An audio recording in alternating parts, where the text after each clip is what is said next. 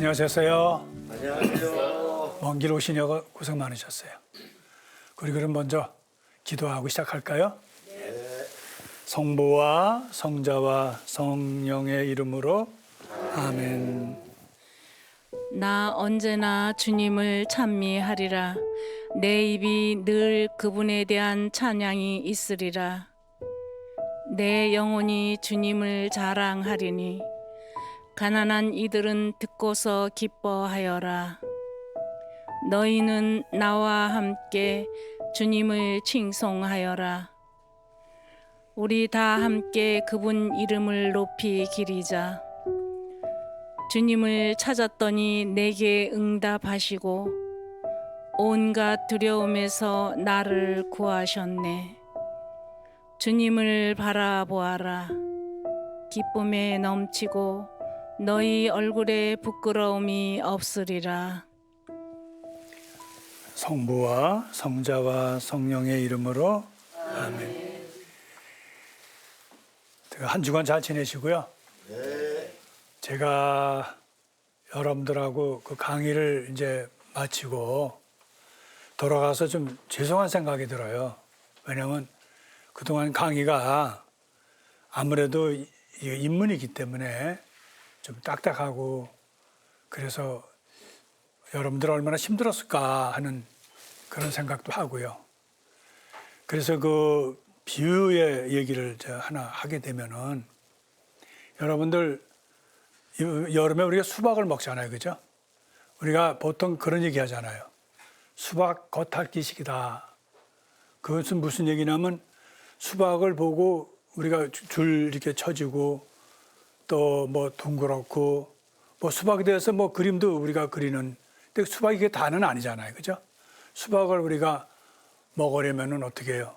그것을 쪼개고 또 좀 일을 해야 되잖아요, 그죠? 그래야 이제 우리가 집에서도 수박을 먹을 수 있어서 그때서 비로소 우리가 수박 겉도 보고 또 안에도 보면서 이렇게 먹잖아요, 그죠? 이렇게 먹는다는 거는 아마 준비가 있어야 되잖아요. 그냥 수박을 그냥 먹을 수 있겠죠.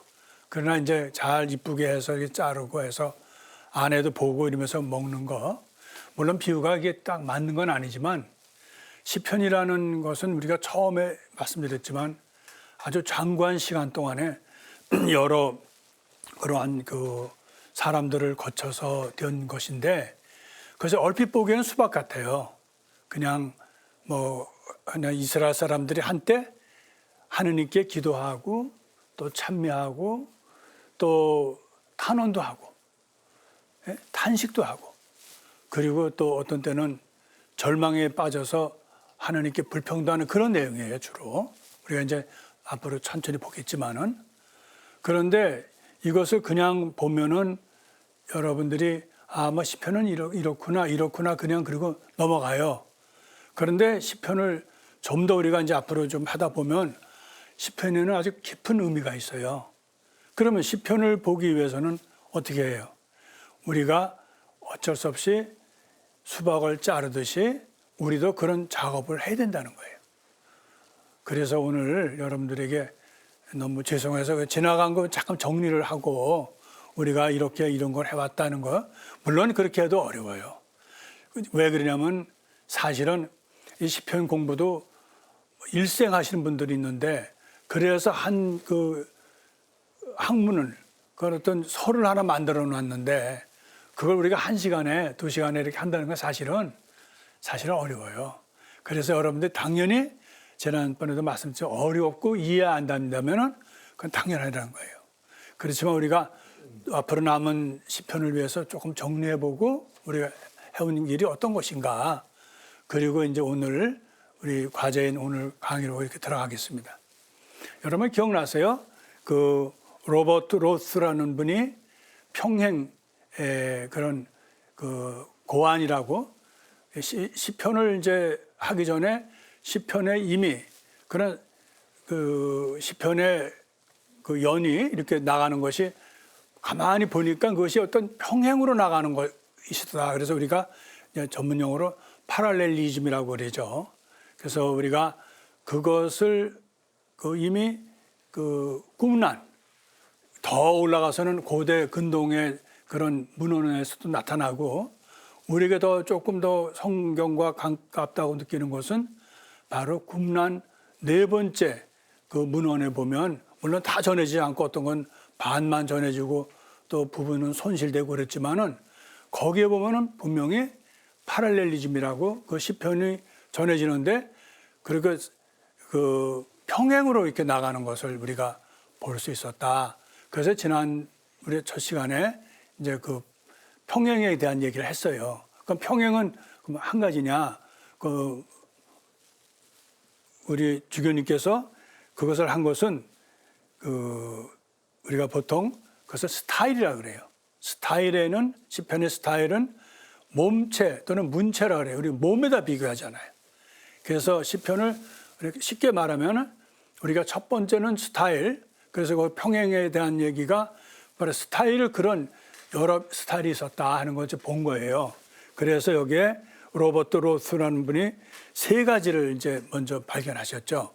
그러나 이미 말씀드렸지만 이건 그분이 창안한 것이 아니라 이미 그 시문학에서 이미 발견되었고 그런 특징들이 있었던 건데 더 나가서는 그 고대 근동에도 그리고 그 kum란의 문헌에도 이렇게 나타났다. 근데 그러한 것이 이제 시문학으로 접촉 이렇게 시도하신 분이 이제 아까 말씀드린 그 로버트 그 저기 로트라는 주교님이 시작을 했는데 그것을 유다 히브리 그 시문학에다가 이렇게 한번 적용을 해보신 거예요. 거기도 아 이게 있었구나 하는 것을 해서 이제 우리 교회도 다른 데서 하던 걸 문학에서 하던 것을 이제 다시 이 시문학 히브리 신문학에 이제 적용을 해서 했기 때문에 굉장히 지금 그 설이 설득이 있어요. 그래서 그 후에 그 우리 로버트 로스라는 주교님 후에도 세 가지가 했지만 더 붙여서 우리가 지난번에 한 거예요. 기억나실지 모르지만 우리가 기억을 더듬기 위해서 그래서 우리가 첫 번째 한 건 스타일이다. 시문학에 보면은 그런 어떤 시문학이 가지고 있는 고유한 그런 문체가 있다. 그 중에 특징을 꼽으라면 바로 평행으로 나가는 것이 있다. 그래서 첫 번째 하는 것이 그 시편을 공부하시는 분이 이게 한글로 아주 잘 해놓으셔가지고 제가 거기서 허락받고 그렇게 하겠다고 그랬어요. 같은 나란이라고 그랬어요. 평행. 그러니까 동의 평행이라고 이제 보통은 이제 문학에서는 그렇게 얘기를 해요.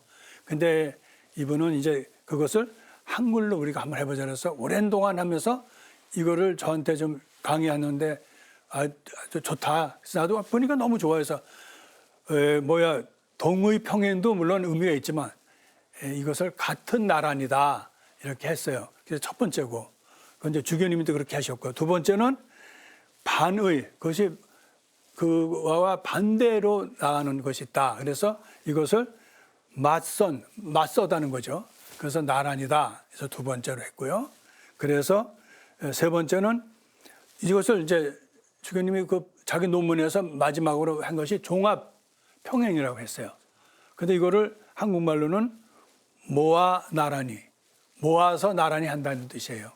그래서 이 세 가지가 있었는데 이제 그 외 학자들이 했던 걸 우리가 더 해서 지난번에 우리 강의를 했던 거예요. 조금 이제 기억이 좀 살아나실 거예요. 우리 기대도 없이 그렇게 하니까 제가 그 강의 끝나고도 돌아가서 참 죄송한 생각이 들었어요. 예? 그래서 이게 어려운 거를 그 우리 여러분들에게 이걸 한다는 게 쉬운 건 아니지만 우리가 시편 공부를 하면서 보람이 있다는 걸 이제 아실 거예요. 예? 그 다음에 이제 네 번째가 이게 그러니까 점층으로 그 평행을 이루는 그런 모습을 갖는다. 설명을 드렸고요. 그래서 그거를 올려 나란이라고 또 하셨어요. 네. 나중에 이제 자료를 제가 다시 드릴 거예요. 예. 그 다음에 다섯 번째는 이것은 계단으로 이렇게 올라가는 그 형태를 갖는다 해서 이걸 계단 평행이라는데 이것을 디딤 나란히 계단 올라가면 디디잖아요. 예. 그래서 참 그것도 잘 생각을 하셨다 이렇게 생각을 하고요. 그 다음에 이것이 또 그냥 나란히만 가는 게 아니라 나란히 가면서도 교착되는 것이 있다. 그래서 이것을 교착 평행인데 이것을 번갈아 나란히라고 이제 했어요. 그래서 제가 이제 앞으로 쓸 때는 이 한글로 주로 하려고 했고요. 또 지난번에 여러분들 기억났는지 모르지만 그 시편이라는 말도 사실은 우리 교회에서 하고 있는 이것을 다 담지 못해요. 예? 거기는 원래 시편은 노래로 하는 기도거든요. 그래서 이거 하신 분은 노래 기도라고 시편이라고 그러지 않고, 근데 우리 교회만을 시편 아닌 거라고 노래 기도하면 얼마나 혼란이 오겠어요. 지금요. 오랫동안 우리가 시편을 썼는데, 시편은 우리만 쓴 것이 아니라 일본하고 중국이 쓰고 있어요. 그래서 세 나라가 지금 시편을 쓰고 있는데, 사실은 히브리 그 시편의 것을 담지 못하고 있어요. 그래서 저도 아마 이제 앞으로 우리가 본문으로 돌아가면 노래 기도로 이렇게 할 거예요. 그리고 물론 거기다 시편이라도 하고 혼란이 올까봐 이렇게. 그래서 우리가 좀 더 우리가 지금 말하고 있는 시편에 좀 더 좀 가까이 이렇게 가서 그 시편에 주는 그런 특성이라든지 또 우리가 알지 못했던 많은 문학적인 그런 표현도 있고 그래요. 그래서 이번에 우리가 스타일에서 이제 이렇게 보고 있어요. 그래서 그때 이제 아까 말씀드린 거꾸로 나란이라는 거, 역순, 또 역순으로 해서 이렇게 나오다 다시 거꾸로 차례차례 이렇게 평행같이 나가는 것이 있어요. 그것을 여기는 뭐라면 거꾸로 나란이라고 또 했고요. 또 쉽죠? 예. 그리고 끝으로 대칭에서 대칭 평행이라고 나오는데 서로 마주 보는데, 이거는 가운데 마주 나란히, 가운데로 모이면서 마주 보면서 나란이다. 그래서 원래 원래는 이제 지붕이 있으면 우리 석가래가 있잖아요. 그 지붕은 뭐로 기준을 해요? 그 석가래가 있잖아요. 그죠? 그럼 그걸 맞붙어서 이렇게 나란히 가기 때문에 거기에서 창안해서 그 나란히는 마주보는 나란이죠. 예. 그러니까 아주 일률적인 것이죠. 그래서 우리가 이제 본문에서 물론 다 나란히 이렇게 다 나오는 건 아니지만 이제 우리가 다루면서 우리가 과거에 이런 거 했었다는 걸 이제 하면 여러분들이 작업으로 들어가고 이제 더 그 본문으로 들어가면 여러분들이 이해를 하실 거예요. 지금 좀 죄송한 마음으로 지난 것을 좀 회상해 보는 거예요. 이해하시겠어요? 네. 예. 또 지금도 이해를 다 하시면 안 돼요. 예. 어려워요. 예. 그리고 이 학자들이 오랫동안 연구했던 거라 우리가 하루아침에 다 안다는 건 어렵지만 이것만 알으면 되죠. 아, 이게 시편이 그 단순한 건 아니구나. 이제 어려움도 있었구나 하는 것을 우리가 알고 좀 더 우리 겸손한 자세로, 낮은 자세로 우리가 하나하나 이렇게 익혀나가면 아마 시편은 우리에게 정말 가까우면서 멀은 게 시편이에요. 사실 우리가 시편은 가까이 있잖아요. 우리 전례 때도 보고 하지만 막상 그 시편의 표현이 왜 이러냐 이런 거는 있지만 그것을 제기한 적은 거의 없어요. 그러니까 많이 우리가 벗고 저희들은 또 성밀도도 하고 또 미사 전례도 받지만 이제 이번에 하면서 이거는 우리가 조금 더 가까이 히브리 원문을 좀 보면서, 그래서 여러분들에게 히브리 원문 보라는 뜻은 아니니까 걱정하지 마시고요. 그래서 이제 우리가 원래 시편의 의미를 좀 더 새길 수 있도록 우리가 한번 좀 노력해 보시고 이 시간이 도움이 되었으면 하는 마음으로 이렇게 합니다. 그다음에 이제 우리가 스타일 다음에 기억나세요? 두 번째가 이제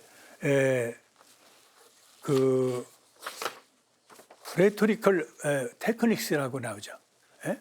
그래서 이거는 뭐냐면 우리가 말이 표현이 어려워요. 이렇게 꾸미는 거죠. 수사 기법. 그래서 이거는 뭐냐면 첫째는 소리로 나타나는 것을 얘기해서 첫 번째 우리가 소리 고안들이라고 했어요. 그래서 사운드 디바이스라고 했고요. 두 번째는 이제 이렇게 여러 모양대로 해서 그것을 이미저리 기법이라고 했어요. 이미저리. 그래서 이거는 이미지, 요새 이미지라고 왜 나오잖아요. 그래서 내가 걱정을 했더니 많은 분들이 이미저리를 알고 계시더라고요. 매스컴에서도 그렇고. 그래서 그냥 이미저리. 그래서 소리 고안들 이제 해서 우리가 지난번에 두운, 또 유운, 협화, 운율, 의성어, 말놀이. 우리가 이렇게 좀 빨리 지나간 것 같지만 했던 거예요. 그런데 이것을 다시 또 우리가 본문을 하면서 이제 더 볼 수 있는 기회가 있을 거라고 봅니다. 그 다음에 이제 오늘 이제 이 그 레토리컬 테크닉스에서 첫 번째는 소리로 그렸는데 이번엔 소리가 아닌 것으로 또 우리 그거 하는데 레토리컬 테크닉스를 아까 우리가 스타일을 뭐라 그랬죠? 몸으로 우리 몸이다. 몸에는 어떤 사람은 큰 사람도 있고 작은 사람도 있고 또 배가 나온 사람이 있고 뭐 여러 스타일이 있잖아요. 예. 그렇다면은 이번에는 몸을 치장하는 거예요. 어떤 사람들은 모자를 쓴다든지 모자도 또 뭐가 있어요. 빨간색도 있고 뭐 노란색도 있고 뭐 어떤 사람은 넥타이 매는 사람도 있고 또 여러 가지로 또 옷도 뭐 색깔이 있을 거 아니에요. 그렇게 생각하시면 쉬워요. 첫 번째 거는 시의 몸체고 문체라고 보통 그리죠. 스타일은. 두 번째는 레토리컬 해서 수사. 그것을 꾸며주는 거예요. 그러니까 이왕이면 아주 예쁘게 그 시편이 더 아름답게 더 하느님께도 더 아주 드러나게 여러 가지 그 테크닉을 통해서 하는 것을 우리가 했는데 지난 시간까지 뭘 했냐면 여러분들 기억나지만 왜 아리랑 그런 기억나세요?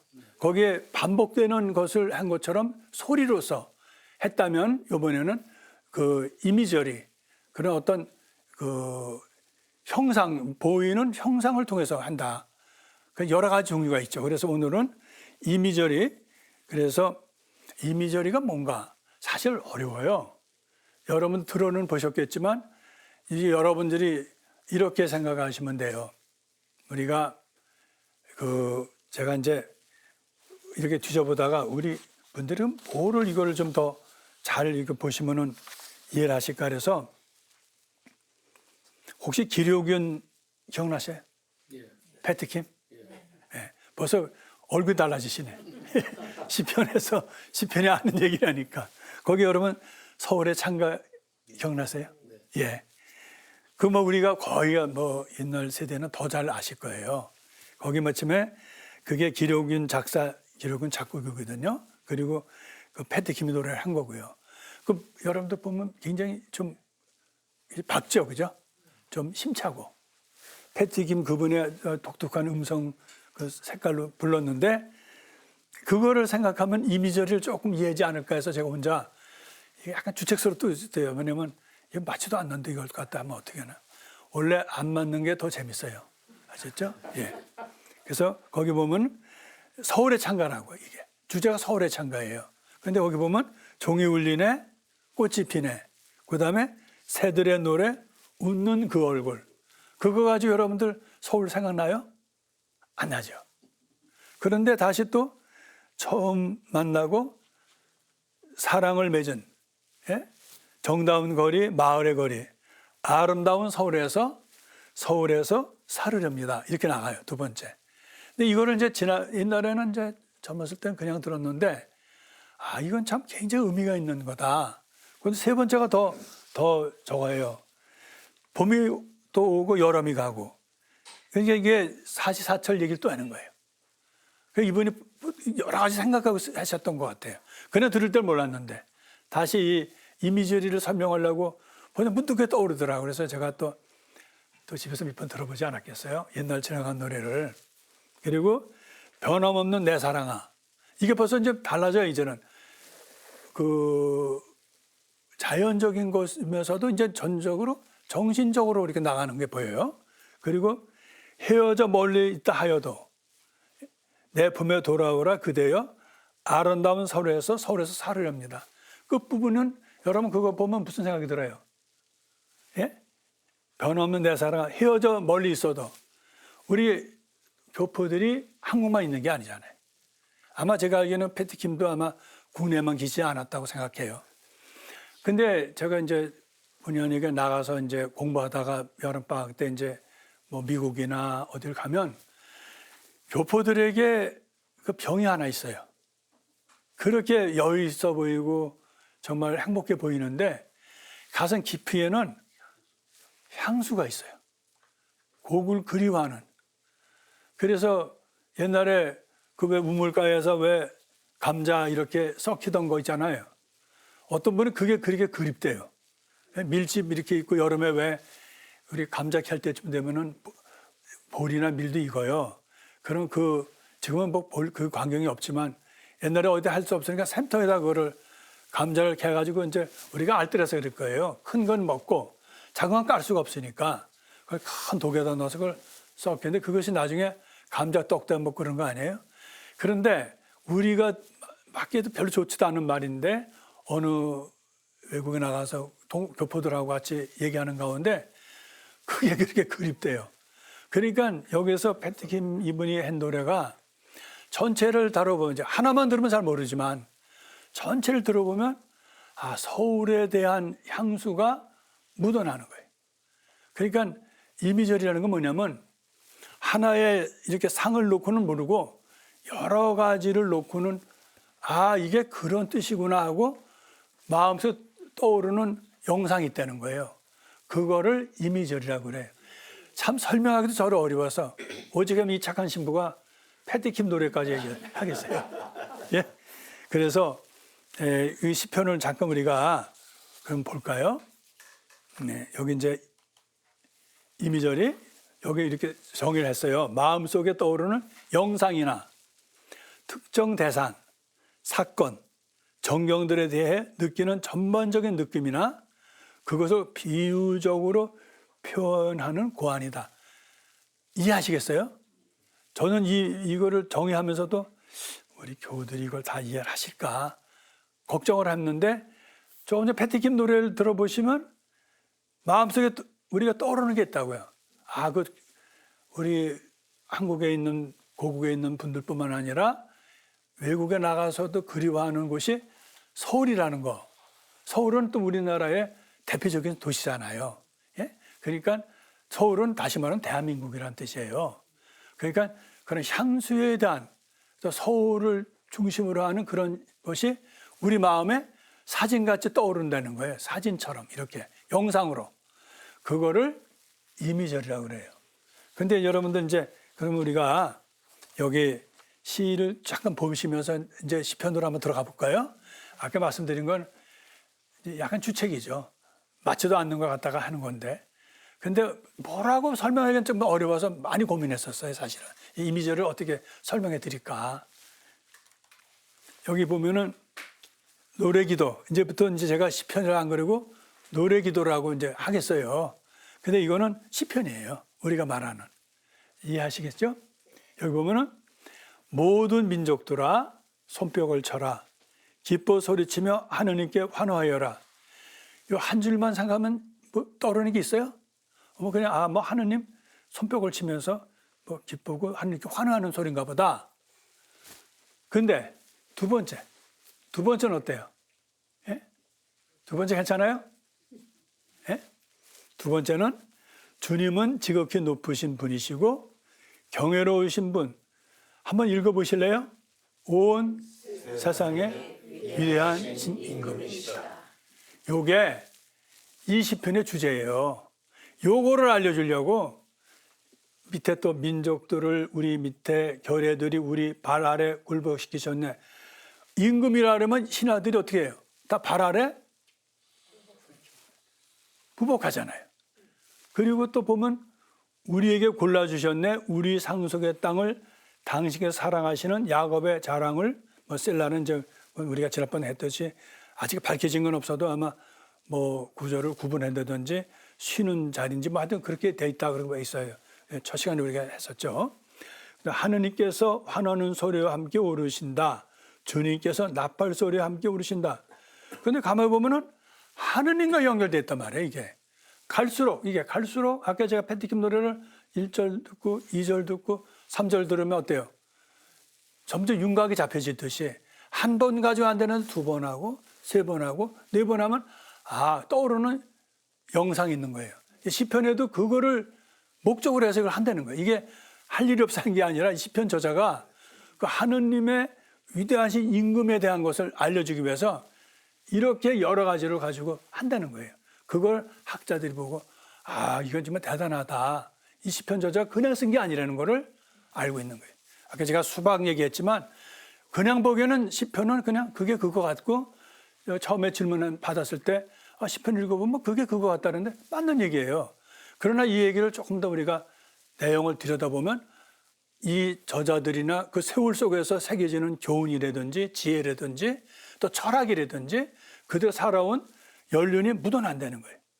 그러니까 이것은 무슨 얘기냐면 이스라엘 사람들이 조그만 자기의 영토에서 살다가 이제 점점 해서 가나안이라는 나라에서 여러 부족들과 같이 살았잖아요. 거기에 뭐가 있어요?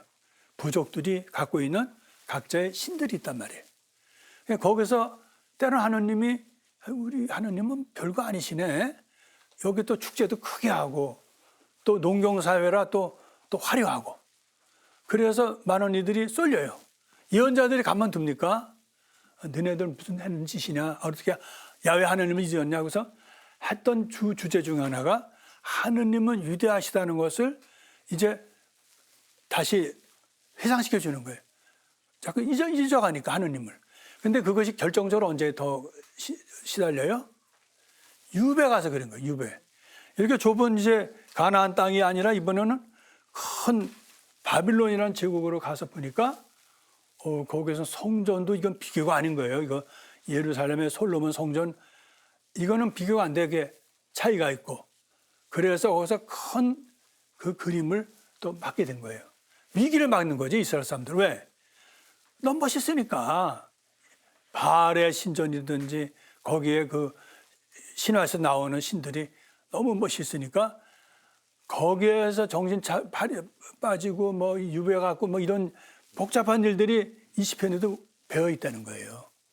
그러니까 우리가 배우기 전에는 그냥 잘 모르는데 점점 볼수록 시편은 보통이 아니다. 그런 것을 우리가 깨닫게 된다는 거예요. 그리고 여기 보면은 뭐가 있어요? 환호한다는 거예요. 노래하여라 하느님께 노래하여라. 노래하여라 한 번도 하는 게 아니라 한 번 하고 두 번 또 해요. 나중에 이제 다시 이게 보겠지만 반복이라는 건 강조하기 위해서 그러는 거예요. 이것도 다 의미가 있는 거예요. 반복법이라 그래요.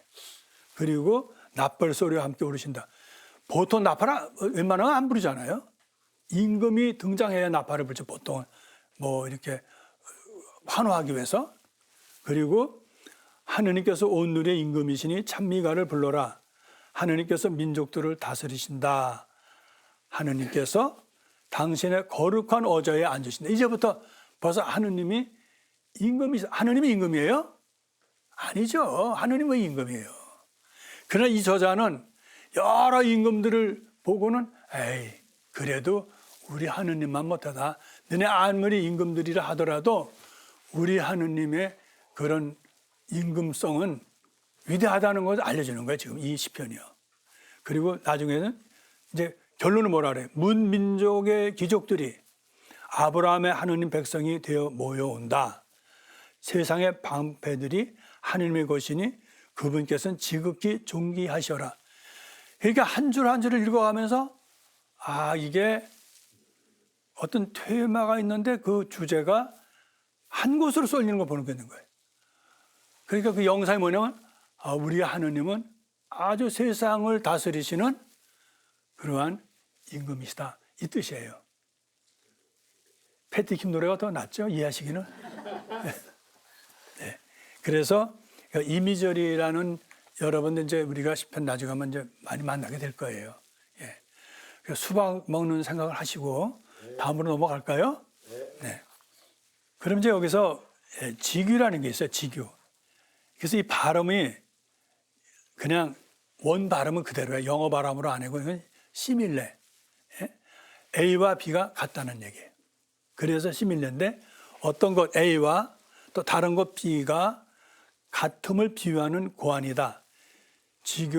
직유는 비교를 하는 거예요. 그럼 한번 내용을 잠깐 볼까요? 거기에 미안합니다. 시편을 조금 읽어야 되겠어요. 저번에 나오는 거 단순 직유의 심플 시밀레라고 읽어야 돼요. 그래서 거기 보면 왼쪽에서부터 나가요. 줄 긋고 에펠 먼지라는 뜻이거든요. 그리고 카 렉햄 이렇게 합니다.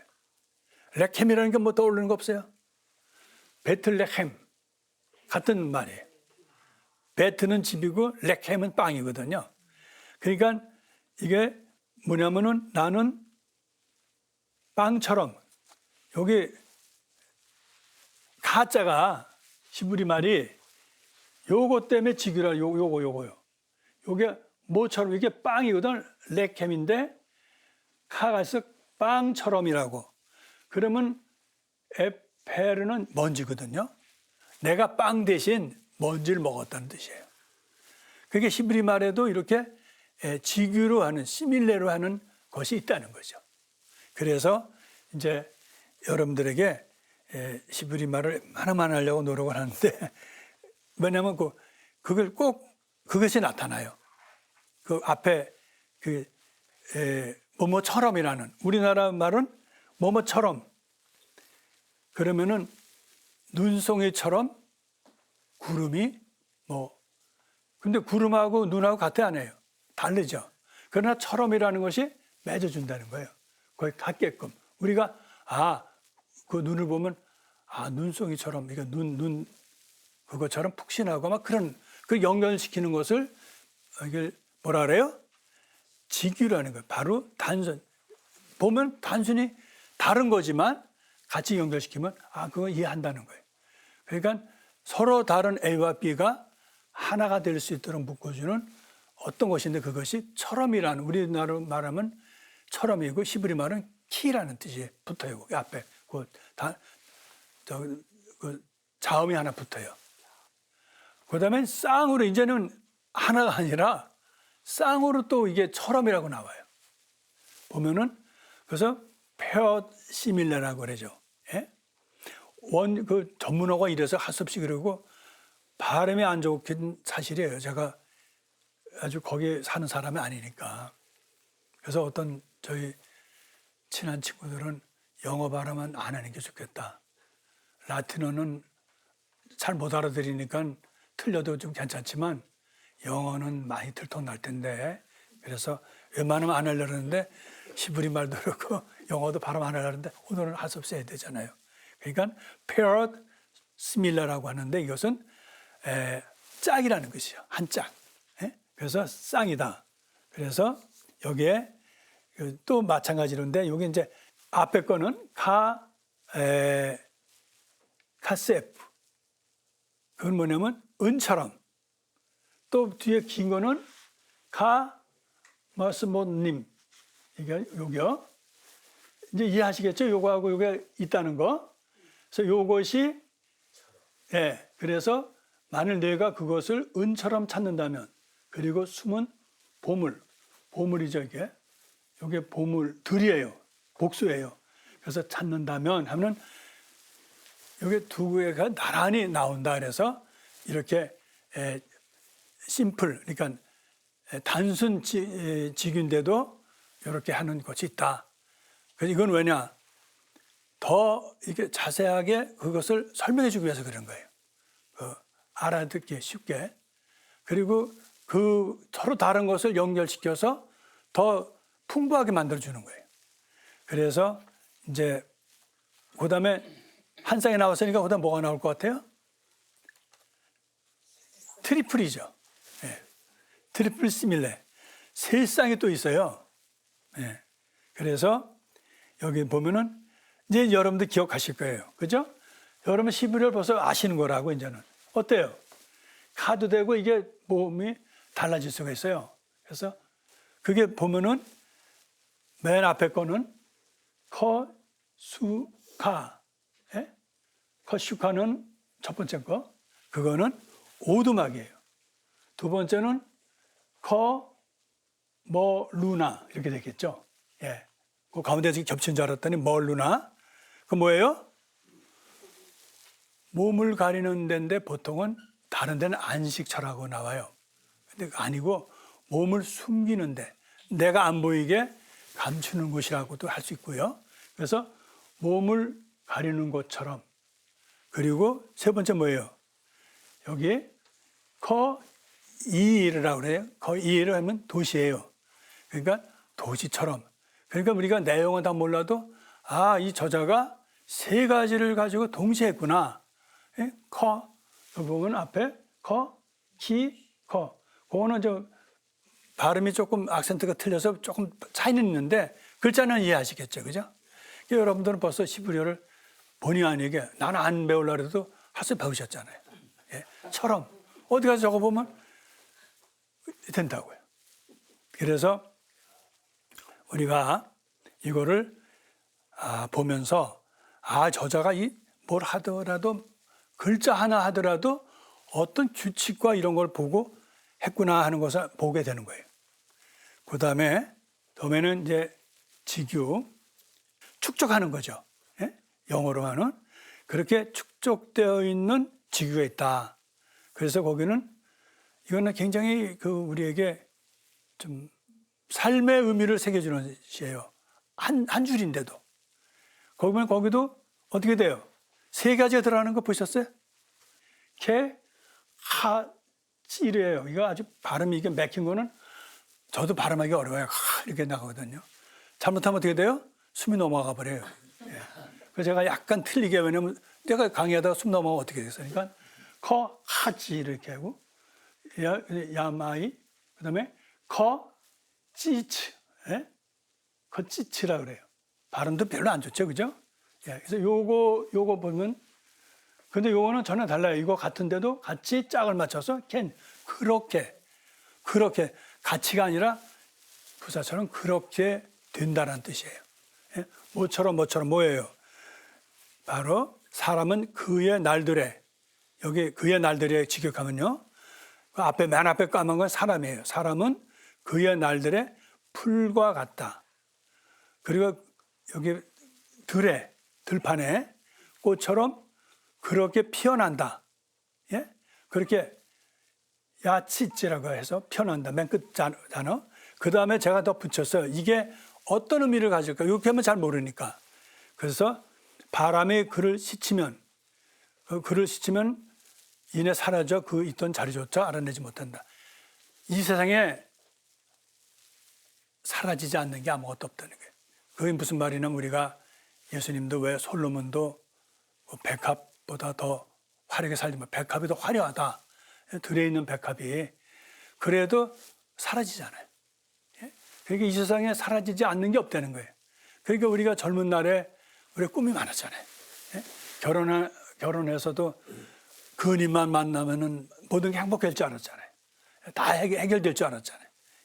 그런데 우리가 살아보면 그렇게만은 아니다라는 생각을 하게 된다. 그래서 오늘 여러분들에게 직유에 대한 얘기를 하면서 뭐뭐와 뭐뭐가 같다는 거기 안에 이걸 집어넣는다는 거예요. 예, 연속 직유는 아까 맡은 대로 전부 뭐뭐 갖고 이런 얘기가 계속하는데 이거는 아주 시리즈로 나온다는 거예요. 그런 거 있다는 거 아시고요. 그 다음에 은유가 메타포가 있어요. 그래서 메타포는 어떤 것이 다른 어떤 것이다. 뭐뭐 가치란 말이 없어요, 여기는. 예? 그래서 이것은 이거 직접 보시면 알아요. 세 요소가 있어요. 여기서는 테이너, 베이클, 그라운드. 그러면은 내 마음은 호수다. 아시잖아요. 예? 이것은 김동진 노래 아닌가요? 제가 틀릴 수 있어요. 그런데 이 노래가 내 마음과 호수가 같아요, 안 같아요? 틀리죠. 근데 이거는 틀린 것을 어떤 C라는 것이 이렇게 놓고 보면은 그 의미를 통하게 해준다는 거예요. 조금 더 깊이 들어가면은. 그래서 나라는 것과 A, 그 다음에 호수가 B고, 그래서 그 안에 그라운드가 있다는 거예요. 거기서 이렇게 A가 B가 만나면 그라운드 가면은 서로 통하는 의미가 생긴다는 거예요. 예. 그래서 저는 뭐를 어떻게 해야 되나. 그래서 이제 왜 남녀가 처음 만나면 서로 서먹서먹하잖아요. 예. 그래도 옛날에 뭐 카페테리아인가 카페에 들어가서 커피 한 잔 마시고 그러다 보면 서로 통하는 게 있는데 그 카페가 C 역할을 해주는 거예요. 서로 만나서 통할 수 있도록. 얘는 그게 잘 좋지는 않습니다만. 그리고 이제 여기 나는 눈머니에게 눈이 되고 이것은 뭐예요? 눈이 된다는 게 아니라 눈과 같이 그 역할을 해준다는 감동적인 거 아니에요. 그죠? 나는 또 그의 다리가 없는 사람에게 다리가 되어주고. 그러니까 이게 A하고 B가 전혀 다른데 그 C라는 것이 그것을 들어가면 의미를 갖게 해준다. 그래서 그 원래 의미를 숨기고 있어요. 근데 C가 나타나서 그 안에 품어주면 의미가 되고. 여러분들 내 마음은 호수하면 마음하고 호수가 공통점이 뭐 있어요? 마음에도 우리가 잴 수가 없어요. 지금 내 마음이 얼마나 큰지 몰라요. 그죠? 이렇게 뭐 잴 수 있는 게 아니잖아요. 그리고 우리 살다 보면 뭐 구름 끼었다가 또 뭐 슬픈 일도 있다가 좋은 일도 여러 가지 일들 있잖아요. 호수도 그 위에 뭐 구름도 끼었다가 비도 오고 막 그러잖아요. 공통점들이 서로 만나면서 의미를 갖는다는 거예요. 예. 그래서 여기에 은희 중에 야훼님 저희 바위와 저희 요새, 저희 하느님, 저의 힘, 저의 바위, 제가 몸을 숨는 곳, 그리고 저의 구원의 뿔, 저의 성체, 이것이 있는데 이것은 바로 야훼가 바위예요? 야훼가 요새예요? 야훼가 힘이 아니고 야훼는 몸을 숨길 수 있는 그런 피난처도 아니에요. 그러나 이것이 의미가 서로 만나서 C라는 것을 되면은 이것이 의미를 갖게 된다는 거예요. 예? 그래서 우리가 주님은 나의 바위, 딱딱한 바위로 생각하지 않잖아요. 바위는 어때요? 흔들리지 않잖아요. 그래서 그 성실하고 야훼는 변함이 없으신 분. 또 우리가 요새라는 건 아무리 적이 많아도 튼튼한 요새는 못 들어오잖아요. 하느님이 계시면 우리는 안전하다. 이렇게 되는 거. 이거를 메타포라는 거예요. 서로 다르지만 서로 의미가 갖게 해주는 거. 그리고 이건 하나만 있는 게 아니라 지금 창세기에 보면은 12제자 그 사도들에게 이 얘기를 해요. 그래서 루벤서부터 시메온 12사도에게 다 이렇게 특징적인 거를 뭐 했는데 유다에게는 어린 사자. 그래서 그거 은유로 썼을 때 이 집에서는 사자가 동물의 왕이니까 이 집에서 왕권이 나오겠구나 걸 예시한 것도 있어요. 그래서 어쨌든 이렇게 하나로만 A하고 B만 있지만 어떤 건 아주 시리즈로 되어 있는다고 해서. 예? 그래서 여기는 메타포 인 시리즈라고 그러잖아요. 예. 또 과장된 그런 은유가 있어요. 히프볼릭 메타포인데 이것은 땅을 갈아 파헤치도 흩뿌려졌다. 우리의 뼈들이 셔울의 입에 그냥 이해가 가요? 여기 보면은 이걸 좀 더 이렇게 들어오면 내용을 더 확대해서 하는 것 같이 보여요. 그게 뭐냐면 이게 철학적이라는 거예요. 우리가 농부가 땅을 갈아엎잖아요. 그럼 거기다 뭘 심어요? 씨를 심잖아요. 근데 뭘 심어요, 여기는? 뼈들을 갖다 심는데 땅이 아니라 뭐예요? 셔울이면 죽음이란 뜻이에요. 이 뜻은 뭐냐면 사람이 백날 죽어라 일을 해봤자 남는 거는 허무다 이 뜻이에요. 굉장히 깊은 철학이 들어있는 거예요, 이 메타포가. 그래서 그 과장된, 다른 말로는 더 의미를 주기 위해서 조금 좀 섬뜩하잖아요, 얘가. 그리고 은유에는 이제 의인화가 있는데 이거는 뭐냐면 그 의인화는 뭐예요?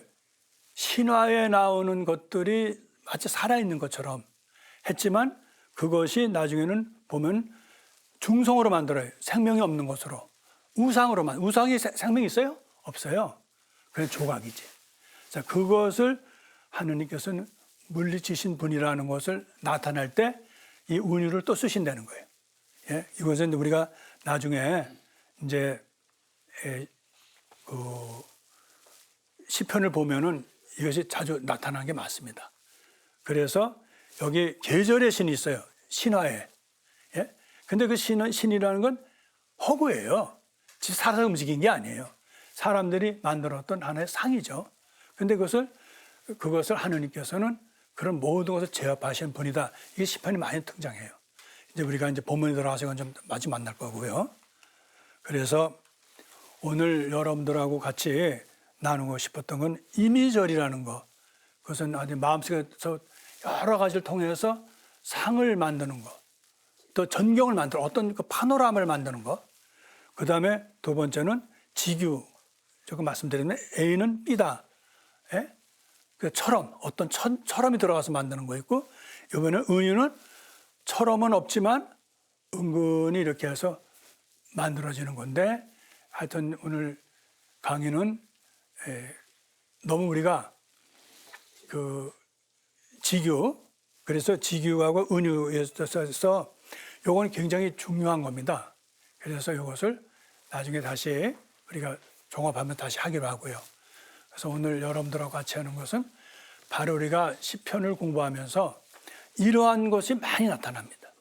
그래서 이런 것을 우리가 좀 더 배우고 공부를 하면 아, 시편 저자는 이걸 통해서 어떤 메시지를 주려고 하는구나 하는 것을 알게 된다는 거예요. 하여튼 오늘도 좀 이렇게 딱딱했어요. 그러나 오늘 지규에 대한 또 저 이미저리 그다음에 지규 은유를 통해서 우리가 시편의 그 특성에 더 우리가 갈 수 있도록 하는 발표가 되면 좋겠어요. 하여튼 감사합니다. 예. 마치겠습니다.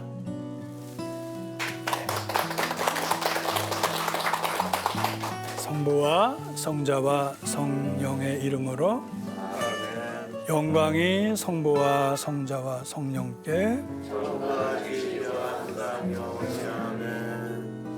성부와 성자와 성령의 이름으로 아멘.